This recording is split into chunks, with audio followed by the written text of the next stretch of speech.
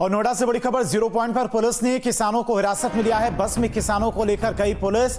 Zero point पर धरना में बड़ी संख्या में महिलाएं भी शामिल हुई हैं। तो नोएडा से बड़ी खबर आपको बता रही, जीरो पॉइंट से पुलिस ने कई किसानों को हिरासत में लिया है। बस में किसानों को लेकर पुलिस गई है।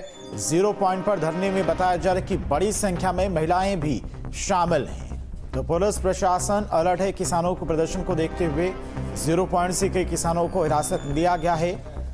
बड़ी संख्या में प्रदर्शन में शामिल होने के लिए नोएडा ये किसान पहुंचना चाह रहे थे, लेकिन जीरो पॉइंट से ही बड़ी संख्या में पुलिस ने किसानों को हिरासत में लिया है।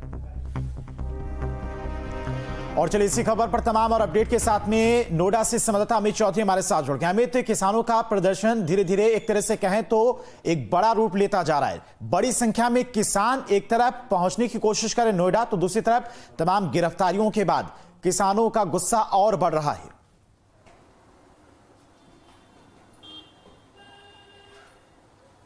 बिल्कुल, देखिए 2 दिसंबर को जिस तरीके से हालात बने थे, नोएडा एक्सप्रेसवे जाम किया गया था, उसके बाद से किसान लगातार आक्रोशित नजर आ रहे हैं।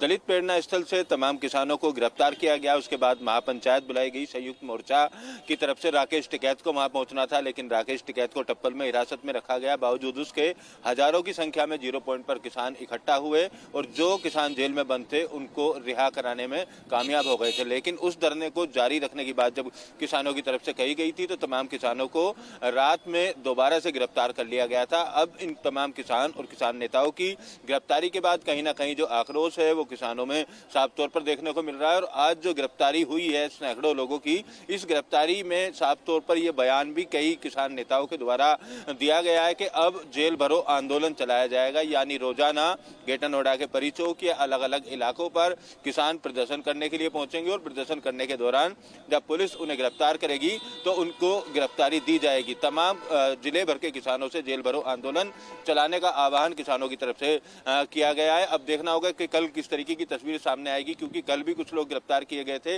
और आज भी सैकड़ों की संख्या में किसान परिचौक पर जब पहुंचे तो उनको गिरफ्तार कर लिया गया है। दूसरी तरफ पुलिस अधिकारियों की माने तो जिले में धारा 163 लागू कर दी गई है, लिहाजा किसी भी तरीके के प्रदर्शन को अनुमति नहीं दी जाएगी। वरिष्ठ अधिकारियों के साफ तौर पर आदेश है कि कोई भी सड़क पर अराजकता फैलाएगा तो उसके खिलाफ कानूनी कार्रवाई की जाएगी। किसी भी धरने प्रदर्शन की अनुमति नहीं दी गई है। वहीं प्रशासनिक अधिकारियों का भी कहना है कि किसानों की जो मांग थी उसको लेकर प्रदेश सरकार द्वारा 5 सदस्यों की एक कमेटी का गठन कर दिया गया है। 1 महीने में कमेटी अपनी रिपोर्ट देगी। उसके बाद ये तस्वीर साफ हो पाएगी कि जिन 3 मांगों को लेकर किसान लामबंद हैं और संयुक्त किसान मोर्चा बनाकर लगातार प्रदर्शन और पंचायतें कर रहे हैं, उन मांगों में से कितनी मांगे पूरी हो पाती हैं।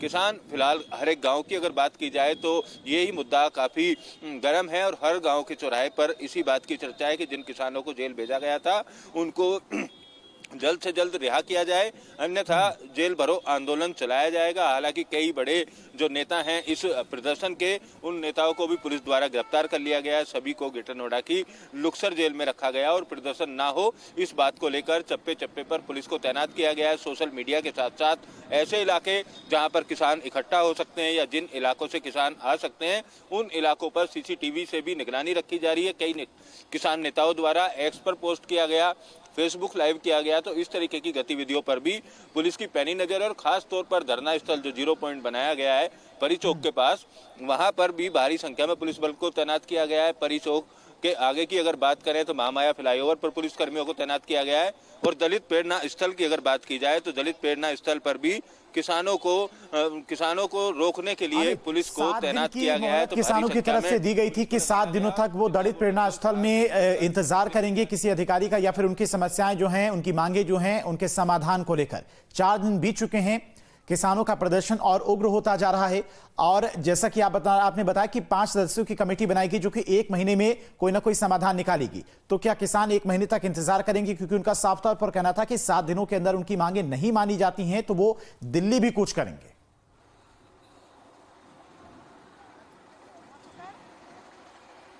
बिल्कुल, देखिए किसानों ने जब एक्सप्रेसवे जाम किया था उस वक्त किसानों को आश्वासन दिया गया था कि 7 दिन में उनकी मांगों को लेकर कमेटी बनाई जाएगी। उनकी मांगों को लेकर जो संबंधित अधिकारी हैं वो चर्चा करेंगे। लिहाजा एक्सप्रेसवे को खोलकर दलित प्रेरणा स्थल के अंदर किसान बैठ गए थे और वहां पर अपना धरना प्रदर्शन शुरू किया था।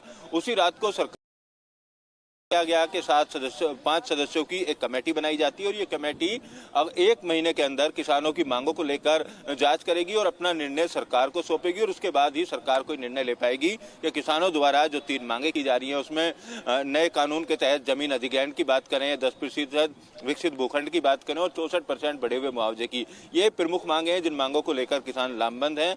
किसानों को दलित प्रेरणा स्थल से गिरफ्तार कर लिया गया था, उसके बाद से अब किसानों के अंदर अगर आक्रोश की बात की जाए तो उनकी गिरफ्तारी को लेकर आक्रोश है, प्रदर्शन रोकने को लेकर आक्रोश है।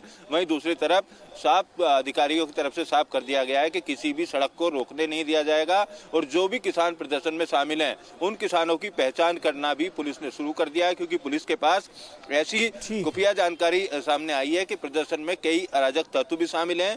जिन लोगों की नोएडा, ग्रेटर नोएडा या यमुना प्राधिकरण के दायरे में जमीन नहीं है, ऐसे किसान भी इस प्रदर्शन में शामिल होते हैं और माहौल खराब करने की कोशिश करते हैं। लिहाजा